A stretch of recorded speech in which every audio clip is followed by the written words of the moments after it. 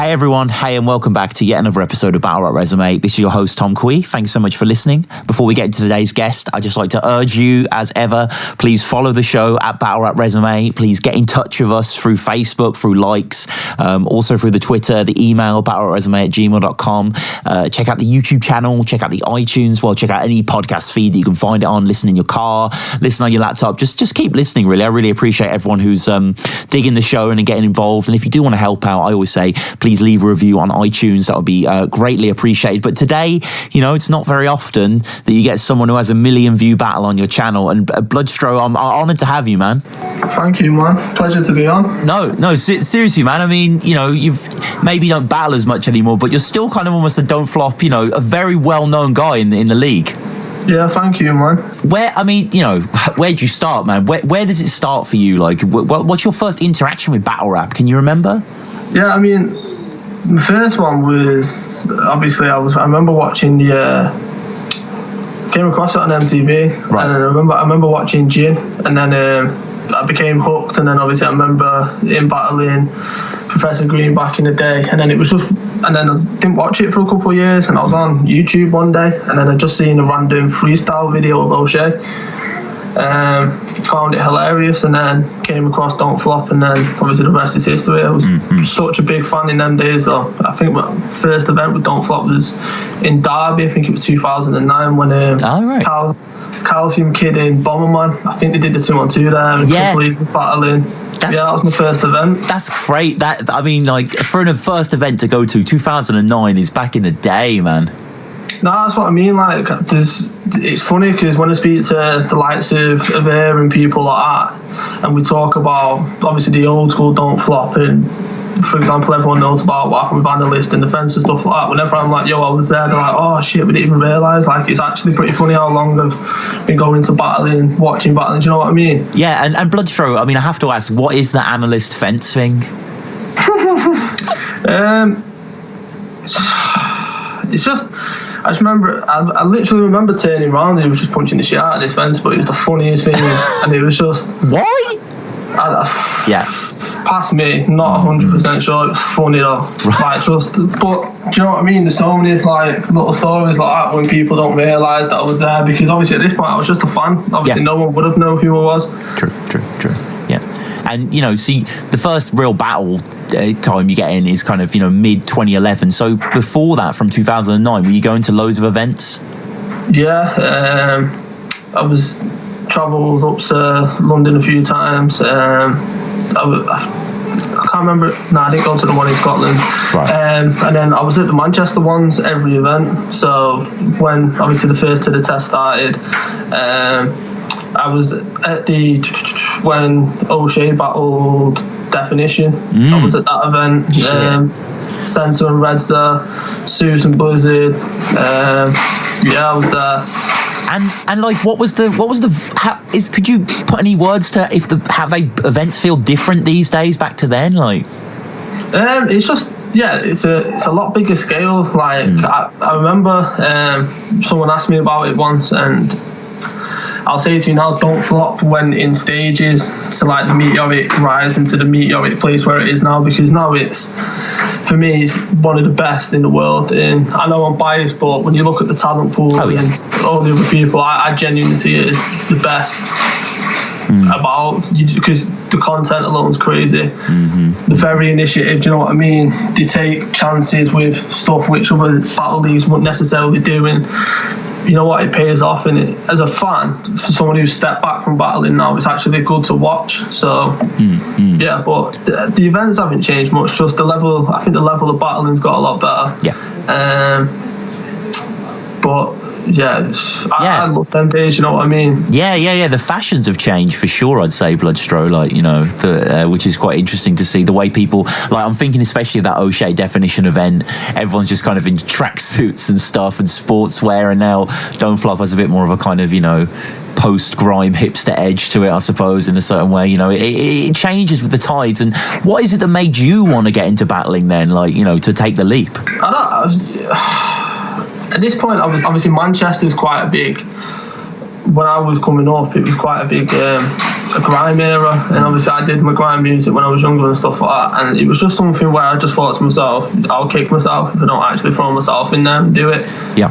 And then I remember I was outside, I think it was to the test 3 or 4. No, it was 4. When obviously the infamous Lunar C happened, which hardly anyone knows about. What was that? Sorry, the Lunar what?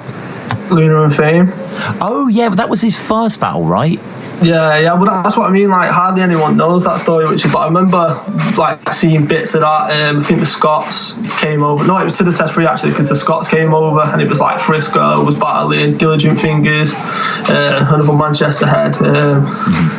And I was speaking to O'Shea, and he was just like, he kind of, do you know what I mean? From an early stage, he's always like helped me with certain stuff, like spoke to me about certain situations, not just in battling, but in life as well. And he was just like, just do it, you'll have a laugh, because he just explained to me like we're just like a big family. And to me, that's what Don't Flop is, and that's why a lot of people turn to Don't Flop, do you know what I mean, when you've got issues in the personal life, and not just saying this, and it might sound corny to other battlers, whatever, but when I lost my little sister, I turned to Don't Flop, and if it wasn't for the fans, a lot of the battlers probably wouldn't have got through it the way I did.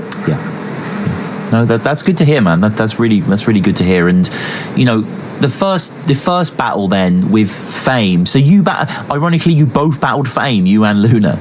Yeah, weird. That's what I mean. Yeah. Like, it's weird that that was for Lab, because obviously I knew Briggsy and Shotty well before battling, before Don't Flop or anything like that, and it was okay. They knew I wanted to do it, so they were just like, more than welcome to battle. And I was a bit, we'll talk about it now, but so me and Luna both battled Fame for our first battles. Crazy. Weird how it turns out. And you know, you say you knew Briggsy and Shotty before, like, did you guys go way back then? Me and Shotty not so much. Me and Briggsy, because I remember him from when he was in Upper Level Entertainment. We used to speak quite a bit, and it was, do you know what I mean? He's like a brother now, do you know what I mean? No, of course, yeah. So, I mean, we'll just touch briefly then on the Fame battle. Yo, now let me introduce myself. My name's Bloodstro, for those of you aren't aware. But bitch, a day to step in my face, intimidate me, try making me scared, cause I will rape your bitch for talking shit, leave her skin bare. So period ain't the only time that pill's been inside there.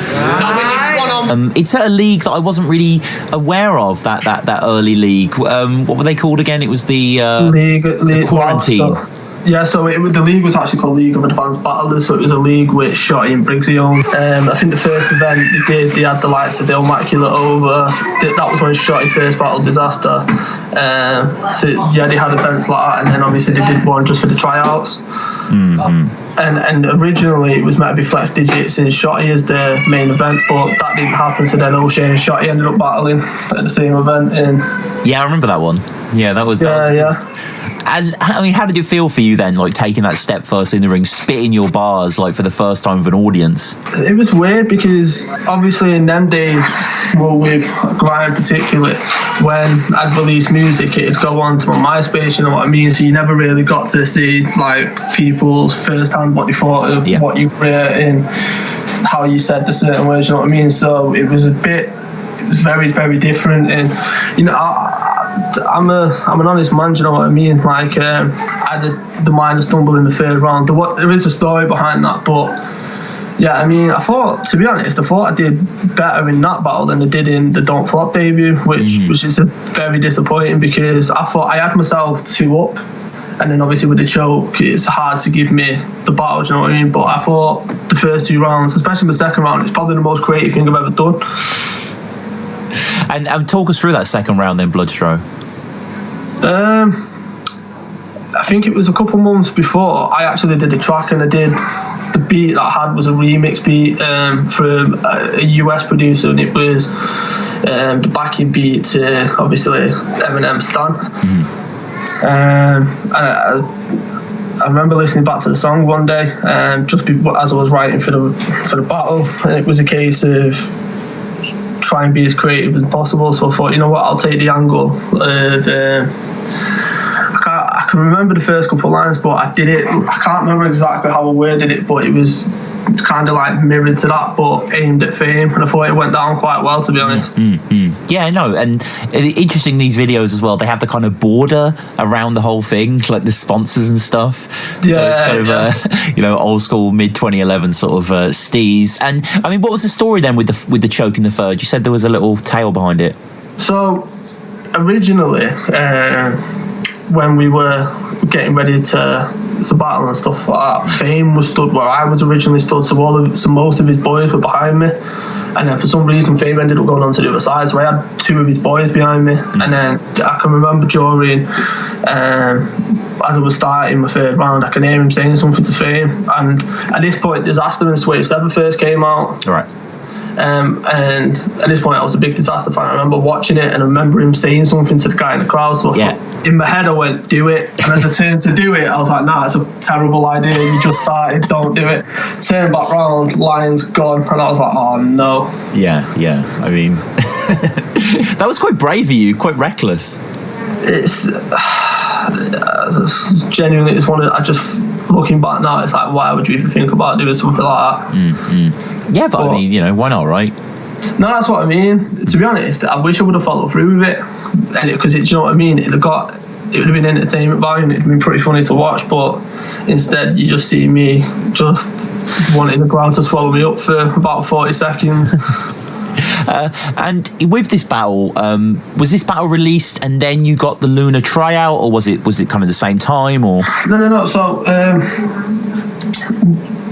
I don't know if Luna touched up on it. I watched this episode. I can't remember if he did or not. But me and Luna got set up 3 or 4 times well before any of this. Right. It was set up to the test 3 originally, it didn't happen. To the test 4, it was set up, that didn't happen.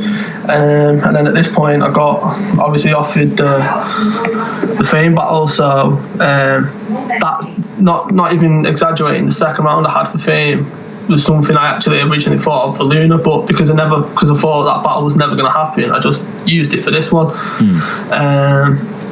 And then yeah, so it was. And then at that point, Chronicle, I think it was a day, because obviously Chronicle was doing the Manchester events, and messaged me that morning. I was battling, I was just like, you and Luna's on for to the test 5 if you want it. So I was like, yeah, sweet.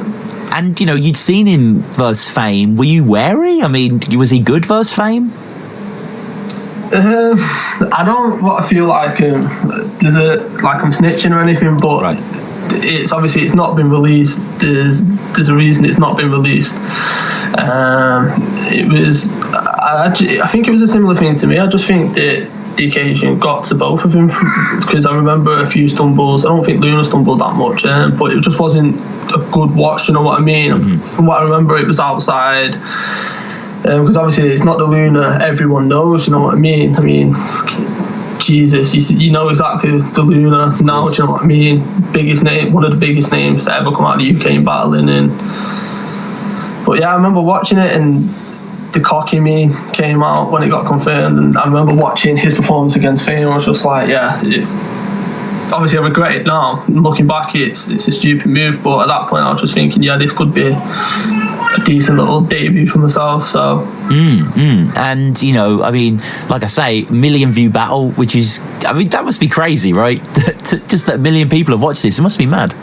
It as much as it's nice, do you know what I mean? Because it's nice to say, oh yeah, 1 million view battle, but obviously the circumstances, how it went down. Now don't act big, Luna, you're a shook little bitch. Devilish thoughts, my mind lately is actually quite sick. So you want to step in the ring with the king? Time for me to expose this little prick. Luna, you're all mouth, no action. I know the Harrison vid. But I enjoy watching his rounds and his performance, because flawless for a debut as well. And it just makes me laugh, because I watch back and a lot of people are like, oh, Bloodstro was aggressive, he was very angry. It's because I remember saying to my boy like the week before, like, because at that point I'd hardly written anything, so it was last minute, and I'm not just, do you know what I mean? I know for a fact, even if I would have written that kind of performance, it's unbeatable on a debut, do you know what I mean? But I remember being stood there, what was the line now? It was like, a lot of people admire Michael Jackson for his passion for dancing.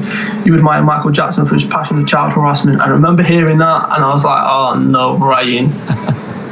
Like, you're in for a long night here. And I got pissed off with myself for putting myself in that situation, do you know what I mean, for being underprepared and stuff like that. And I was just like, oh, for God's sake. But nah, Lunar killed it. Yeah. Like, do you know what I mean? I've got a lot of love for the dude, and I'm glad to see how successful he's been. But yeah, it wasn't a very pleasant experience for me.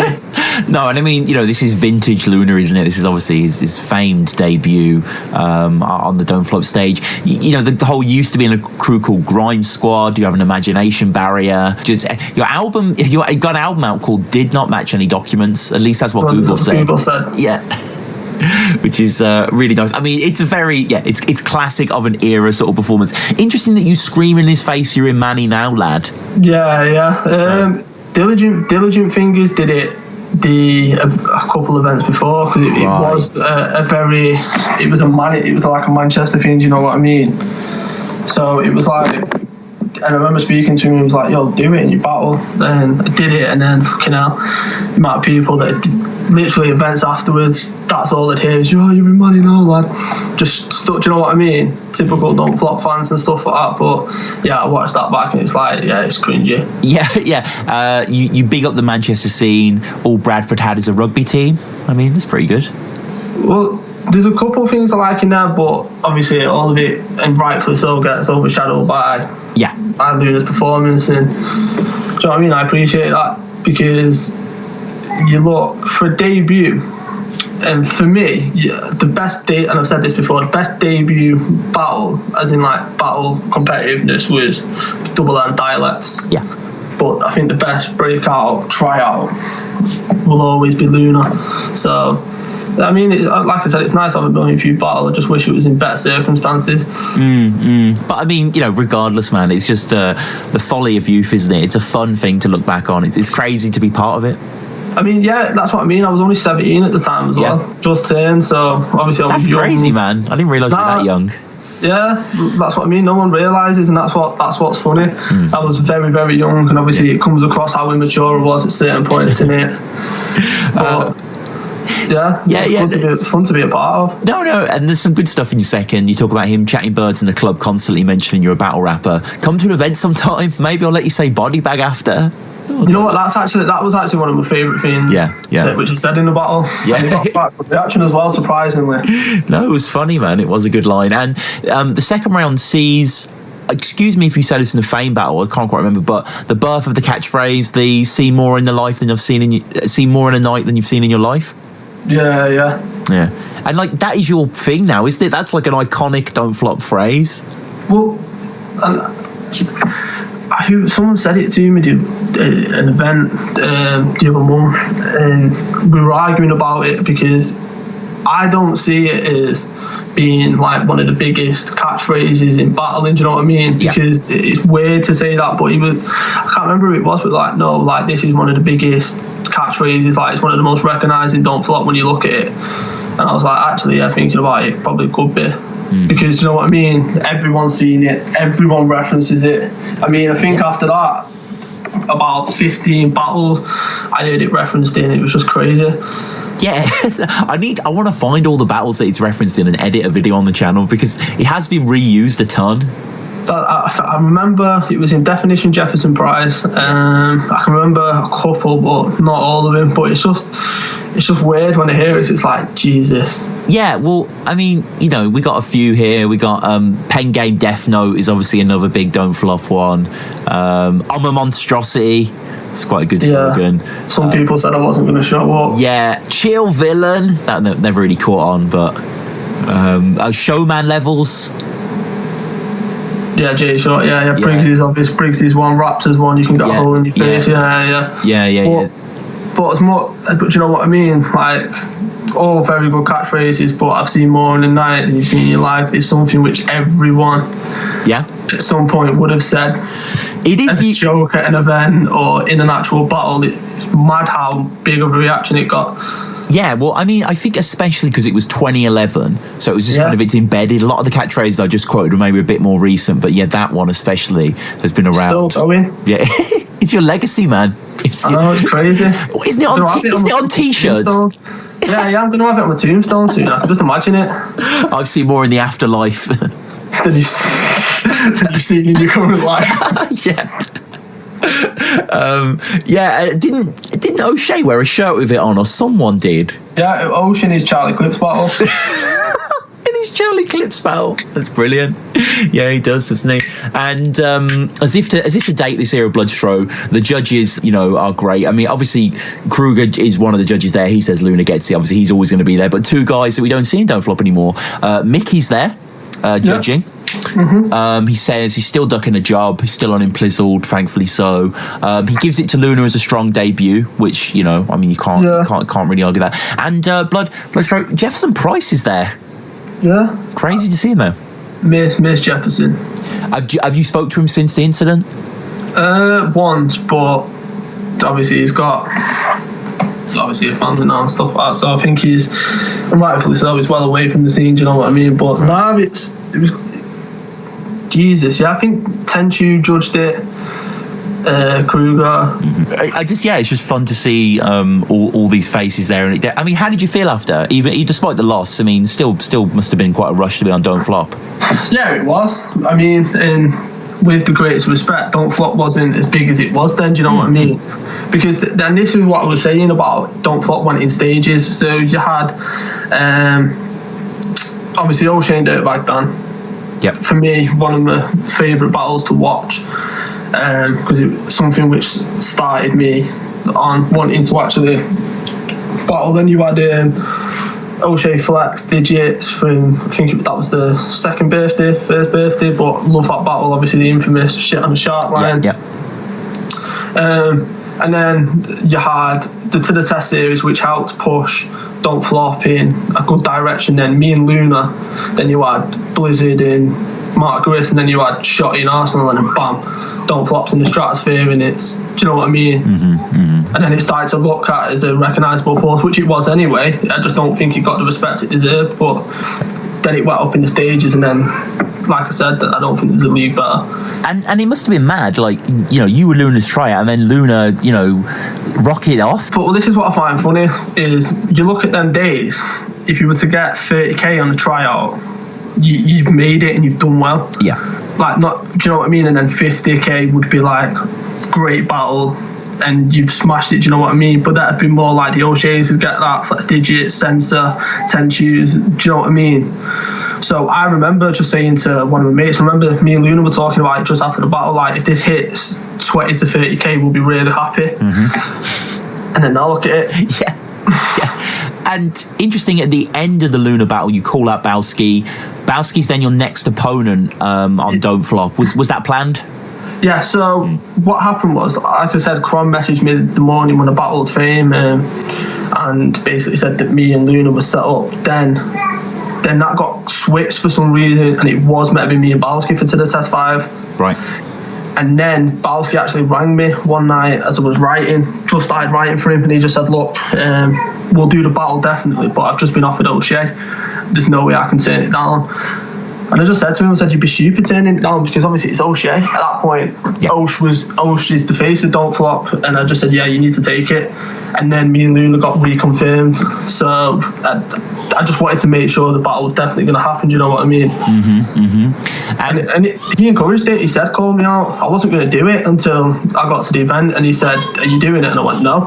And he went, do it. He went, it'll spark a bit of reaction. Yeah. He was like, and it'll get a bit of a buzz. So I was like, all right, I'll do it. Yeah. No, it definitely is a nice link. And this is back in the glory days of Don't Flop, with the big beats at the start of the trailers, the hiphopkings.com advertisement, this sort of era we're talking about. And this is their third birthday. I mean, was it pretty cool to go down to London to battle? Yeah, it felt... To be honest, I think I battled more in London than I have in Manchester. Right. But yeah, it was just surreal. What made it even more surreal was, I think Rowan booked the coaches, and then you had me, Briggsy, and Bowski all on the same coach. So not only were we battling, we actually travelled to the event together. Right. And at one point, I'm trying to sleep on the coach, and Bowski sat next to me. His first round light, what's your second round light, what's your third round light? And I was just like, just shut up, man, I'm trying to sleep. And it just made it the whole situation even funnier. Right. And your second appearance on the league, much bigger crowd this time. Yeah, it was Brixton Jam, that. It was. Yeah, I love Brixton. It's such a good place to battle. But yeah, a lot bigger crowd, obviously expectedly. You want bacon butter your way from a heart attack or a stroke, or the fat running through your veins in a sense there's no hope. But hey, I'll be your girl shoulder to cry whenever she can't cope. But your girl's not exactly skinny either, with all the fat between those thighs. The stench of that bitch's pussy alone can make a man feel sky high. That shit temporarily sent me blind, but I did shit myself on the regain my sight and open my eyes, cause still a block popped out that pussy like, surprise, surprise! And guess what, faggot? Time. Bowski, at this point, you say he battled O'Shea. He battled a ton here, hadn't he? He was quite a big name. Yeah, well, that's what I mean, because me and him originally got confirmed randomly. And then from O'Shea to me, he battled loads, and at that point, it was a big name. So coming into it, I kind of knew I probably wasn't going to get a decision, which a couple of people have said that they actually wouldn't have been surprised if it went the other way. I've not watched it in ages, so because I don't really like watching battles in myself, especially not the beginning ones, because of how ungreat the writing was and stuff like that. Do you know what I mean? Because obviously I was still young, so. But yeah, from what I remember, it was actually a fun battle, and I actually quite enjoyed doing it. Yeah, it is a fun battle, and I mean, your first fat jokes is something that Bowski's got to deal with, right? I mean, that's just kind of what's going to come up. It's nice to see a lot of the people in the background as well. Chris Lee's pamphlet there, it's a great mood, and you list a lot of people that you respect more than him, and in a sense, you give a sort of census of that era of Don't Flop. You say Tony D, Els, Lunar, Blizzard, Seuss, Mickey, Token, TC. It's quite nice. You call him quite a lot of physical jokes. A Down syndrome madness. Yeah, I still stand by that. And Phil the Power Taylor. Yes, definitely still stand by that one. He just needed a dart shirt. You basically talk of his girlfriend's vagina having graffiti tags. Inside his Bloodstro was here 2011, and was here 2009 apparently. Yeah. Was that kind of sucking up to being like, oh, me and you fucked Bowski's bird with spray cans? You know what? I forgot about that line. I remember just thinking to myself, who would, if I writ it, who would, because I knew I wanted to put someone in it, and I thought who would get a reaction. And then obviously you see every video, do you know what I mean? Every event is the host, you know what I mean? So I was like, that's probably not a bad idea to put him in there. Went down pretty well. Yeah, it did. Certainly reacts and laughs. You talk about, if people don't think you're disgusting enough, it's time for you faggots to watch and learn. And then you go into a quite a dark Saw-esque horror description here. You're going to set his granddad alight and watch as he burns, smiling. You're going to laugh at the hearse as it rides into the parlour, and then kick his nan and piss in his granddad's urn. Yeah, who was it? Because that's what I mean, in that era, Flex Digits and people like that were quite big with stuff like that, do you know what I mean? So, because there was a lot of horrorcore stuff back in the day, so I just thought, you know what, I'll try and add something to my arsenal, I'll try something different. That's what I mean, you quote lines to me and it's like, Jesus, I've actually forgot to write that. Yeah, I just think it's kind of interesting to say, you do lapse into horrorcore a little bit, don't you, that element to you early on? Yeah. Because obviously at that point I was a massive fan of Rhyme Asylum and stuff like that, and I just thought I'll just give myself a try. And Kruger was massive at it as well. Oh yeah, that was when I first became a fan of Kruger, because you're thinking it's like, Jesus, he's got some talent. And the Rape Tape I think was one of his. One of my favourite CDs. Yeah, early shit. Bowski has bars, he says, despite people saying he doesn't. Chocolate ones, pulls them out of his pockets. Little prop work from old Bowski. I really want to know where he got that chocolate bar from, because like I said, we travelled up together. He didn't know any shop. And I remember when he pulled it out, I looked at Luke and I was like, where the fuck's he got that from? He's always got an emergency Snickers in the back pocket. Him battling you, he'd rather drop the soap in front of Pamphlet which is you couldn't entertain this crowd, says Bowski, if you did a backflip and landed in your dad's shit, which will be pretty entertaining. Well, that's what I thought. Yeah, so yeah. If that contradicts himself. I would love to see that. I'd love to see Bloodstro do that. And in reference to your mother, Bowski will eat the dog like Park Ji-sung.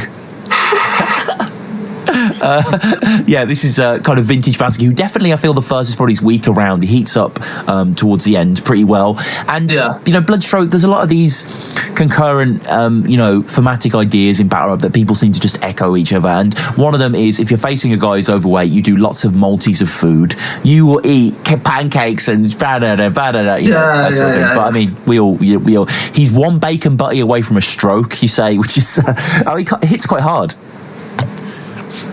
Well, obviously he's done a bit better now that he's gone on a diet and stuff, but in them days.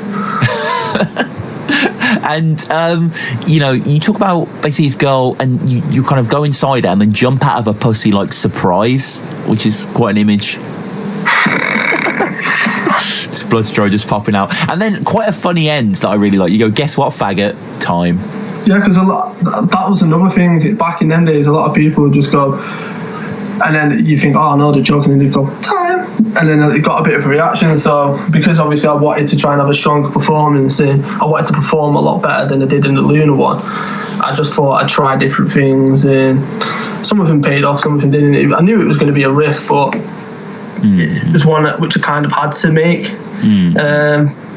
But I remember after the battle speaking to swear about it, and he just said that once I started doing a couple more, I'd get the crack of it, because obviously I was still young and I still had a lot to learn. I still do now, do you know what I mean? Like, every battle you learn something new and something different, a way to say a line, way to perform a line. But no, I was quite happy with that battle.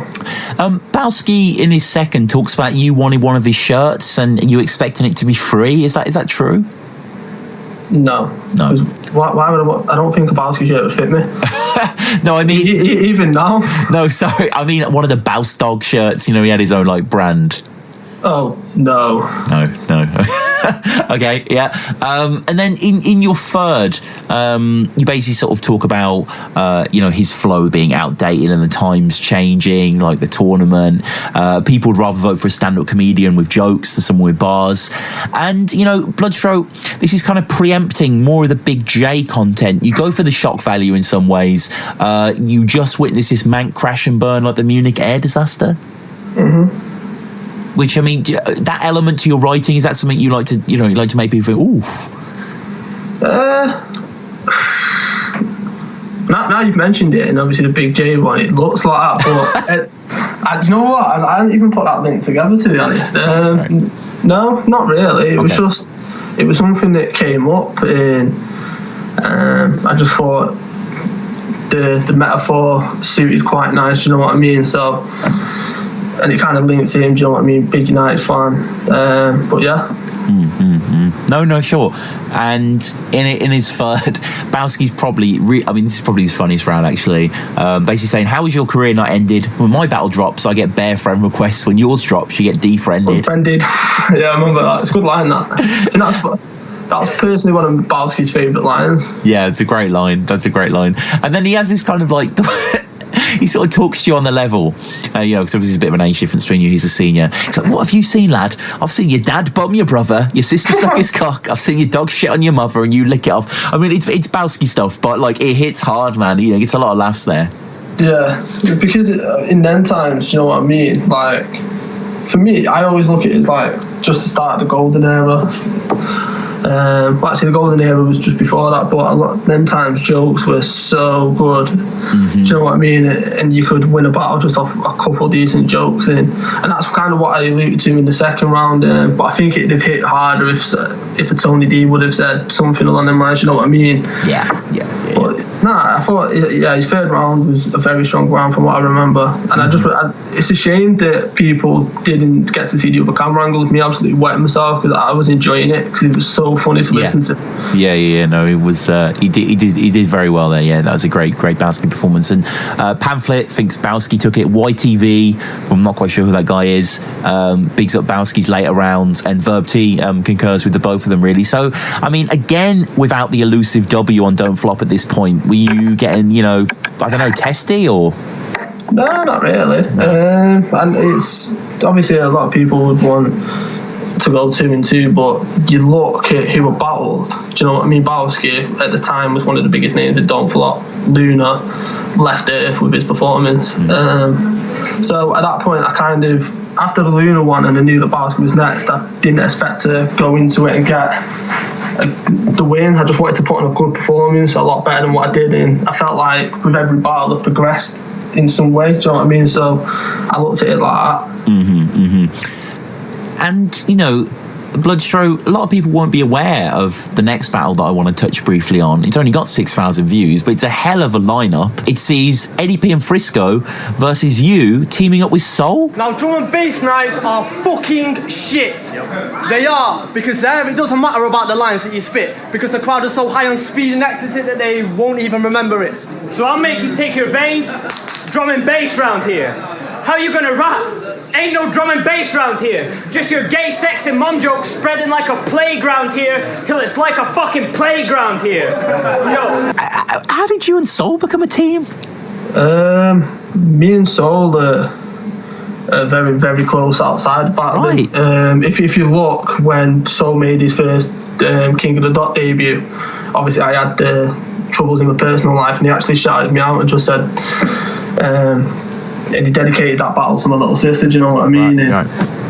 Both of us are huge MMA fans, and a lot of people don't know this, but me and Soul actually did a 2-on-2 against Bowski and Jeffries in an MMA cage in Manchester, and he just flew back from Toronto the night before, stayed at mine. We were right at the end of the third round, went over it. We actually went and performed it in the MMA cage. So me and Soul have always been very close, and it was a case of, and this battle meant quite a bit more to me, do you know what I mean? Because at this point, a lot of people were down and out on me like, oh, it's terrible, which understandably, because I didn't really put on a performance to change their minds with, do you know what I mean? But Soul, at this point, was starting to get a buzz about him, and he was like, I'll team with you. That's crazy.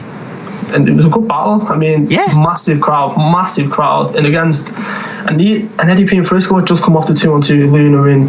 Yeah. That's what I mean. My first 3 battles, don't flop wise, and obviously this wasn't don't flop. Do you know what I mean? Yeah. Like, not easy names.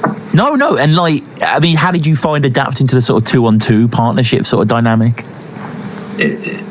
Good, but just watching and being on Skype with Soul, it's just, you understand why where he is now. It's unlike anything I've seen. I've never seen anyone write like that. I've never seen anyone come up with angles and approach a battle the way he did. It's crazy, and I took a lot from it. And he's always been one I've turned to. Like, I'll go to him with a line. I'll be like, "What do you think?" And he's like, "It's good, but you can do better." Do you know what I mean? So he's always been brutally honest with me about certain rounds and certain battles and what would work and what wouldn't work. So it was just good to team up with him, and it was just good to go to somewhere else and battle, because it was in Glasgow and it was such a great vibe. Yeah, it's crazy. I urge people to check that one out. That is, I mean, any Soul performance is obviously worth seeing. But like you say, Eddie and Frisko, great opponents, and you and Soul team up really well. You can tell there's like a good chemistry there between you, and it's a fun watch, man. I mean, it's a hidden gem. Nah, you know what's surprising? I think that's one of my favourite battles which I've actually done, because I actually thought I did really well in that battle, and I thought I held my own quite well against arguably two of the funniest and don't flop at the time, because they came off the O'Shea and Innuendo 2-on-2, then the Lunar 2-on-2. So they weren't, like I said, they weren't easy opponents, but I thought I handled myself quite well. And yeah, me and Soul, I think, worked really well together. I mean, would you guys ever team up again? I realise it's kind of a different world now, but you know what? We've actually spoke about it a couple of times, and we'd never put it past it. Like, when originally Don't Flop did the 2-on-2 tournament, if Soul wasn't banned, me and him were going to enter it. So I wouldn't say never, but it's probably highly unlikely, because obviously I've stepped away from battling to do stuff outside of battling. Obviously I've got my charity foundation, which I'm currently working on, and obviously Soul's Don't Flop champion. So yeah, if it made sense, possibly, but I doubt it. I mean, never say never, right? I like, you know, I don't. But in the meantime, if that doesn't happen, everyone needs to check out that battle. But we'll push on Bloodstro, and saw a little bit of a break, about 18 months or so before you got back in the ring against Big J as well, who was a growing name at that time. Now, do you know what rhymes with Big J? Big frame. Nah, I said, do you know what rhymes with Big J? Chimp face. Shit, Jay, you so cringe and pause worthy when you rhyme. I mean, you've got a better chance of winning here tonight than Lily Allen giving birth to a baby that hasn't died. Yeah, I mean, there's a recurring theme. Obviously, starting to just become big names and don't flop. All three of them jokers. And yeah, obviously I took the break because obviously there's a lot of people aware now. I lost my 18-year-old little sister and my head just wasn't on it. But like I alluded to earlier, turning to the don't flop fans, the likes of Tony D, obviously Shotty Briggsy Raptor, Soul, like, do you know what I mean? Rowan and people like that really helped me through, and I just felt like I wanted to do one more battle because it's something which my little sister was always very,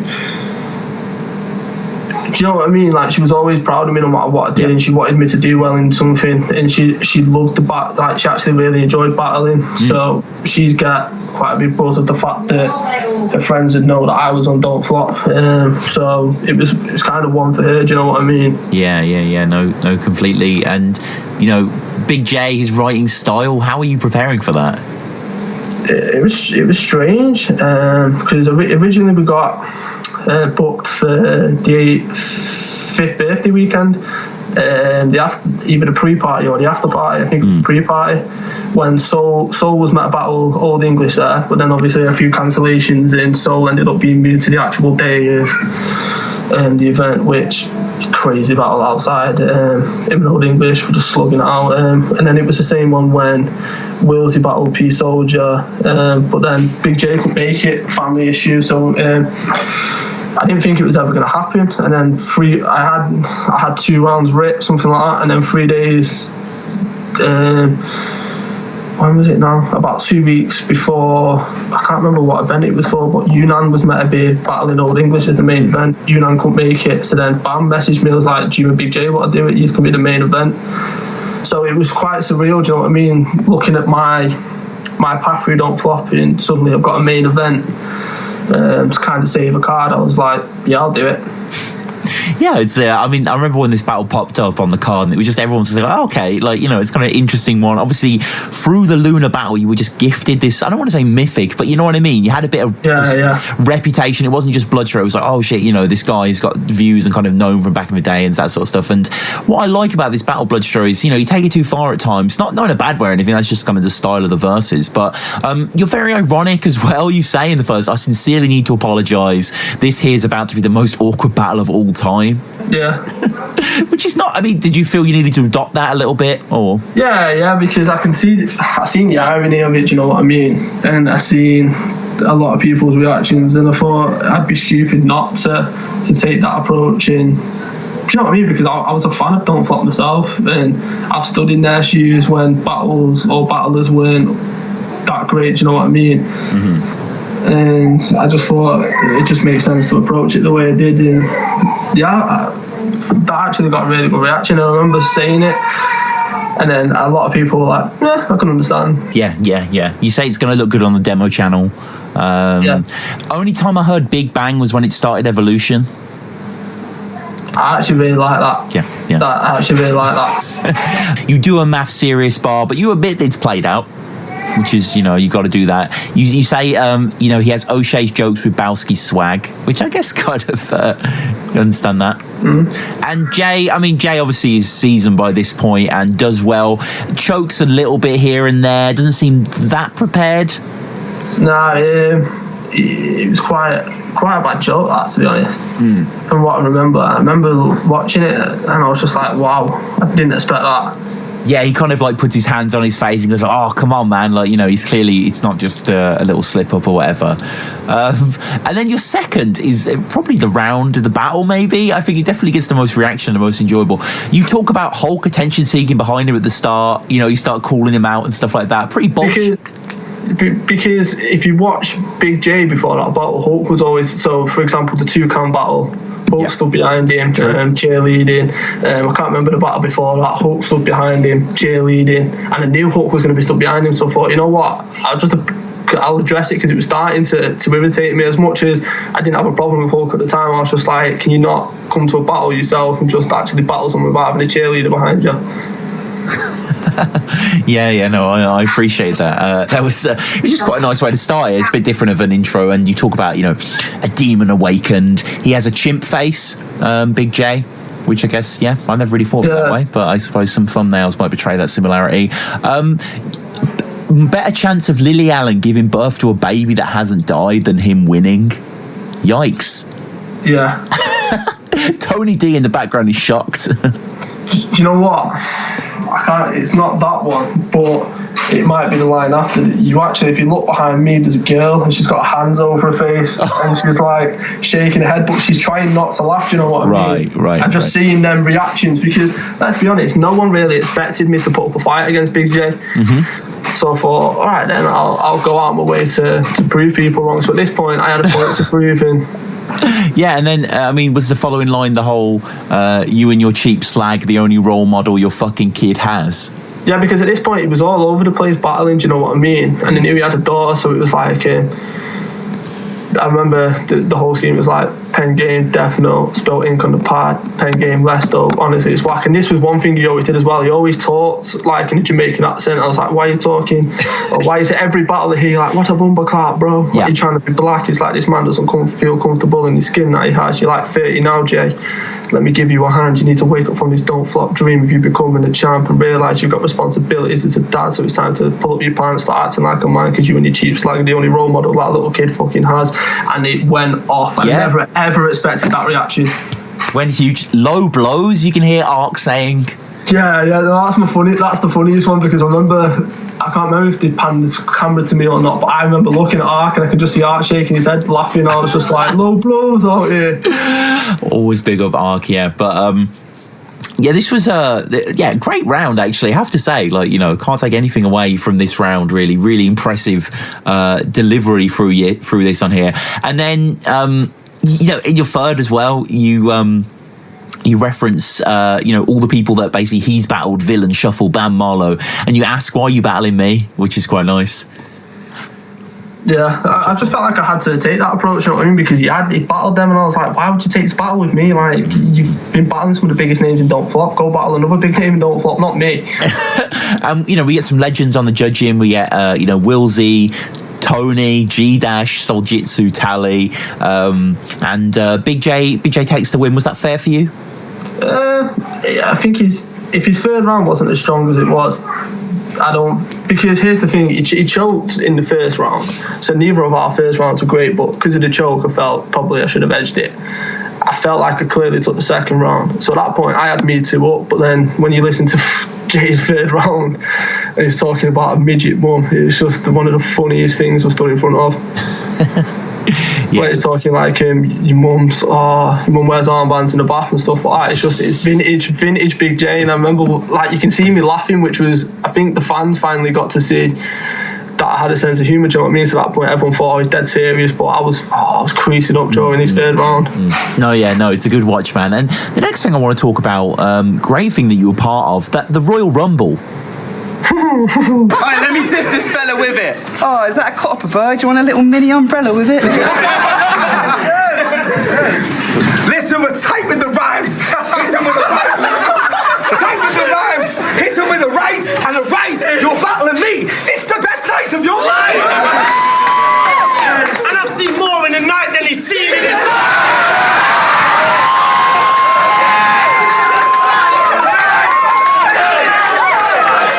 This, hands down, is one of the funniest Don't Flop videos ever. Like, it's absolutely brilliant. I fucking love this. How did this come about, man? It was after the event, right?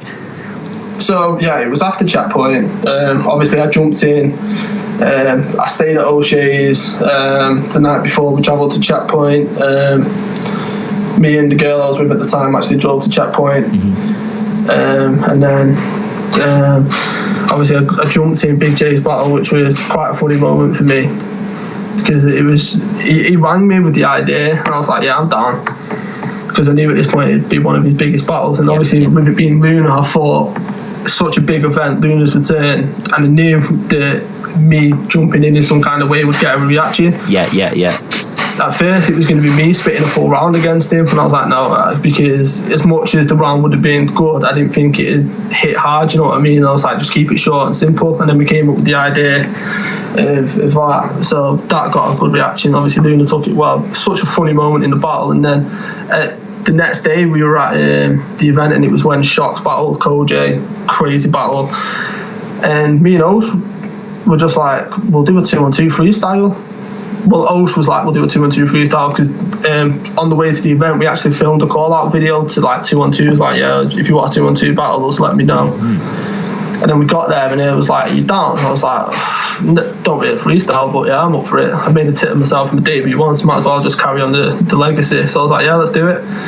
And then Yunnan and Innuendo stepped up, and then Soul Jitsu and Cracker ended up, and then it just ended up setting a trend, and it was, you know, it's my favourite battle to be a part of, because it was so fun. Yeah, it's the energy is absolutely fantastic. It's electric, and it's mad that like keeps calling time on it, but then it just keeps getting better every time he does it, and like people just want to get involved. And well, that's what I mean. For me, that's a don't flop event for you. It's, do you know what I mean? It's off the cuff. It's fun. For me, it was one of the easily my favourite battle to be a part of. It was just so funny. I actually, considering I didn't really freestyle that much, I felt like I did quite well. Like the flip to Yunnan, where it was like, I was talking about surprise drop a bait to a cake and stuff like that. I didn't like, there were certain things which were freestyle which I was actually quite surprised of. Obviously, there were more views than all you faggots combined and stuff like that. But what made it funnier was when Sharon jumped in, and then obviously it just, you know what I mean, one of the best freestyle battlers in the world, and then he jumps in, he's like, you're doing a 4-on-3 with Sharon, this is definitely the best night of your life. I was like, Jesus. Yeah, and you know, like you say, you kind of do that double team tag team move with O'Shea, where he says to Soljitsu, you know, we're tight with the rhyme, hit him with a right and a right, you're battling me is the best night of your life, and then you obviously pop him with the catchphrase. Like, it's such a great moment. Yeah, and I think that was the biggest reaction of the day as well. Yeah, crazy. It is just the imperviousness of that catchphrase. Like, it's timeless. No, that's what I mean, because, and it's weird, no matter what crowd I'm in, if anyone drops that line, everyone reacts, because somehow everyone knows it, and it's like, for God's sake. And you know, gets tagged in, Danny Jack, like everyone seems to get in. Oh, I remember when jumped in, like, because at this point we travelled to Berlin, me, Bagnall and all them lot, and I remember winding him up, saying that he was starting to look like, at this point, Hercules had just come out, and The Rock obviously had the long hair, and I was like, I remember being sort of Berlin Wall, like, bro, you look like Hercules, what you doing?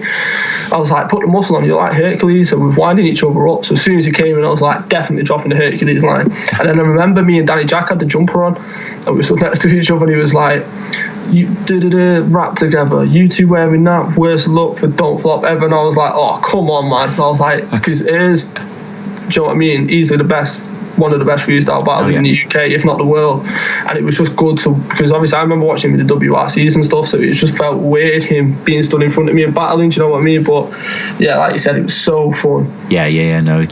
Still obviously kills it every time. Like, what does he look like? He looks like, he says to Calcium Kid, you look like both Bill and Ted if they're on crystal meth or something. Like, it's the best line. Oh, it's so funny. Crazy shit. And does the American Beauty line, and Soljitsu quotes it, and then them two react. They have a great reaction. 100 Bullets looks like my dad right now. It's a great moment as well. great line. Great. And then closing off, I love when says Yunnan looks like Shocks the Rebel if it was the size of a kettle. And 100 Bullets pocket checks and then we sort of wrap it up, really. That's the end. But I mean, a fantastic section. But that's what, do you know what I mean? Like, and that wouldn't have happened if me and Osh weren't like, he wants to do a 2-on-2 freestyle. And then now look at it, you've got Freestyle Royal Rumble 2, Freestyle Royal Rumble 3 in Amsterdam, and it's like, as much as they were good, it will never be as good as the first one because it was so off the cuff and no one expected it, but it was so fun. No, the energy was, as I say, just irreplaceable. Lightning in the bottle, definitely. And I guess the last battle I want to talk about just briefly, Bloodstro, you and O'Shea versus Willsey. It's a shame that Soljitsu couldn't come down. Yeah, it's because them two are a really good team, and I really like them as a team, do you know what I mean? So when it was, obviously, like I touched upon, obviously I was working behind the scenes on the foundation to raise money and awareness and mental health, and it was obviously because we're filming a documentary for that now.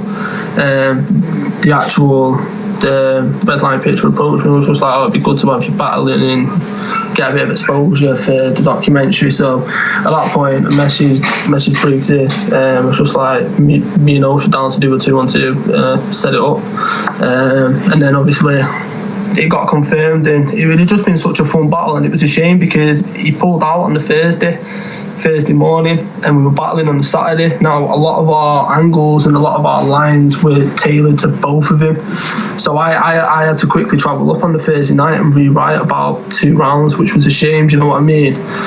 And you can kind of tell because we're a bit all over the place, whereas the stuff we had originally was so much better. Because I remember one of the lines we had was like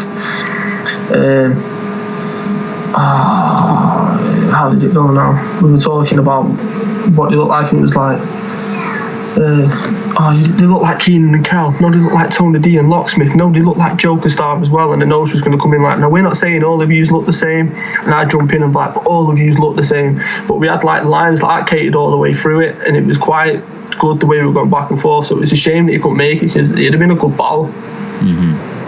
Yeah, it is a shame. I mean, but again, good to see you and O'Shea teaming up, like you were going to do originally. Is there any view for you guys to do another battle, or is it Souls your reserve 2-on-2 guy? No, I think me and O'Shea doing one in Ireland in January. Really? Yeah. That's crazy. So an exclusive. I don't think we've got the opponents yet, but yeah, we're in the middle of sorting that out, and then like.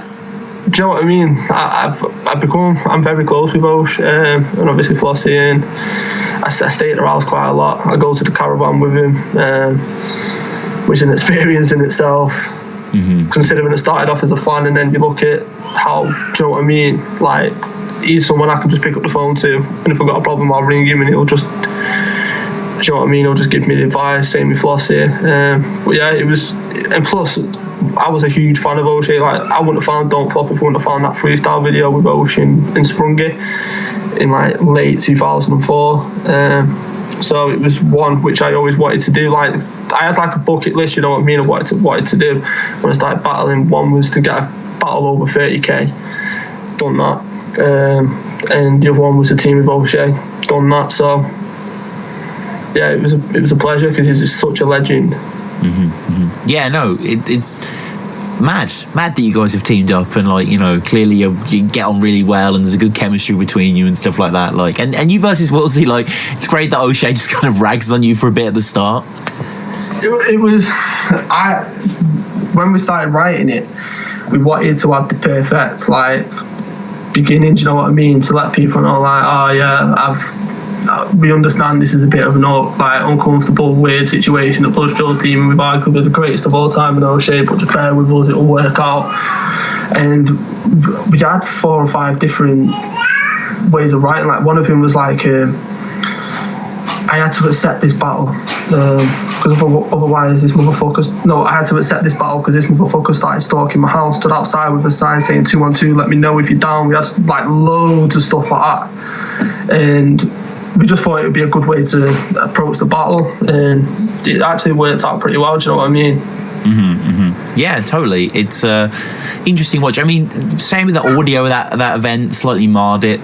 Yeah.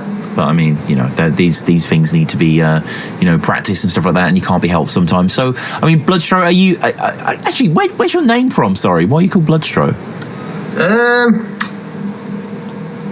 One of my... I'm going to sound a bit cultured here. One of my favourite plays growing up was Blood Brothers. Right. obviously where they split the hands and, do you know what I mean, bond forever and stuff like that. I remember walking to the shop one day and I was just like, blood flow, and then it said Bloodstro. I was like, actually, that sounds pretty cool. I was only young at this point, do you know what I mean? I was like, oh, actually, yeah, that's not a bad idea. And then it's just always stuck with me. And it's such a unique name, do you know what I mean? And yeah, that's where I got it from. It stemmed from one of my favourite plays. That's insane, man. Yeah, that is crazy that it comes from a play. I mean, I didn't know you were such a fan. Yeah. One of my favourite things to watch, you know what I mean? And yeah, it stemmed from that. Excellent, man. And is this the end for Bloodstro? Are you going to be battling more, or? Well, obviously you got the 2-on-2 coming up, but I mean solo. I wouldn't say it's the end. It's I'm focusing on the foundation, which is obviously for obvious reasons. It's important for me to get it started, to get it going, and to kind of be the voice that a lot of mental health, a lot of people who suffer from mental health don't have, because there's always a stigma attached to it. So I wouldn't want to accept a battle and not put 100% into it. Do you know what I mean? Yes, of course. Because, you know, I've not got the level of a Tony D, where even if you put 60% in it, it'd still be a lot better than me. So when I accept a battle, I need to put 100% into it. So I wouldn't say never. It's just for the time being. Sure. It just depends. One thing I do want to say to you is, did you time the reactions for the second round against Big J? Oh, I didn't get round to that. You did ask me to, but it was a huge reaction. I do remember that much. I got shafted out of that video. That's true, man. That's true. Yeah, that is, I mean, just unfairly so. So, Bloodstro, we'll wrap up with just a few quick fire questions. The first one being, do you have a favourite Don't Flop battle? Ooh, past or present? Any battle. Flex Digits, O'Shea. Yeah. Present is either solo versus C major, or Tony Raptor, and obviously the one which everyone knows is Arsenal Shotty. Yeah, completely. Good choices, man. Good choices. King of the Dot. Do you have a favourite King of the Dot battle? It's a very old school one. Yeah. Pat Stay, Sketch Menace. Oh wow. Yeah. Going back in I didn't even realise they battled, to be honest with you. I didn't know that was a battle. I'm sure it's Sketch where he battles, or where he's like, there was a lullaby, and and your mother died. Like, so the way you writ that's crazy. Yeah. I think it was Sketch Menace. I'm sure it was. I don't think he has battled Sketch Menace. I'm just trying to find the video. It's someone. What was it then? Was it Holohan? No, before that. Okay. Might have been HFK. Okay. Yeah. They definitely battled. Yeah. Yeah, it was HFK. Yeah. Oh, I thought it was Sketch. Oh well, maybe some future battle that you've just inspired Nakaya to book Bloodstro. And do you watch URL? Do you have a favorite URL battle? Yeah, I watch URL. I like Hitman John. Crazy battle. But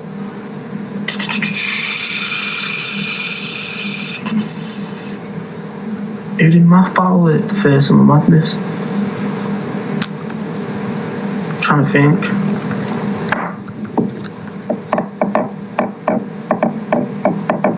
Yeah, Charlie Clips Averb. Charlie Clips Averb, yeah. Yeah, great battle. Yeah, great choice, man. So, final two questions, non-battle rap related. The first one, your favourite film? Lord of the Rings. What, the whole trilogy? The entire trilogy. Yeah. Best trilogy ever made. Do you have a favourite of the trilogy? Return of the King. Yeah, it's got to be Return of the King, hasn't it, really? And it sounds so geekish and fanboyish, but the bit where Gandalf's where he's at Gondor, he's fighting, and then the light comes through like the little thing, and you hear the horn of Rohan. I always end up punching something. It just gets me so hyped. I love that part. And then obviously you see Fyodor lining them all up, and they all obviously charge, and it makes like the little oval as the love the Return of the King. No, great choice, man. And finally, your favourite band or artist that are in no way hip hop related? Creed. Okay, nice, man. Bit of Scott Stapp, Mark Tremonti. Purely, it's from the wrestling days, because I remember they did a promo for one of the wrestling things, and when it goes dun dun for the bit, it was when Edge speared Jeff Hardy as he was holding on to the belt. So it's always stuck with me from my childhood. So yeah, Creed. Nice, man. And I guess to wrap up, how do people get at you? Obviously, social media was the foundation as well. Yeah, so Twitter, Mr. Bloodstro UK, obviously Facebook, Ryan Waymond,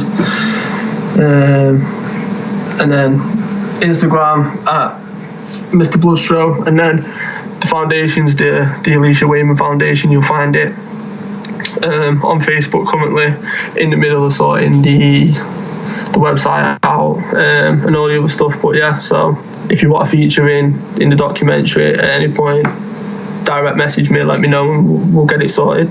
Yeah, excellent, man. And we'll definitely help you get that information out as well. And thank you, Bloodstro. This has been great, man.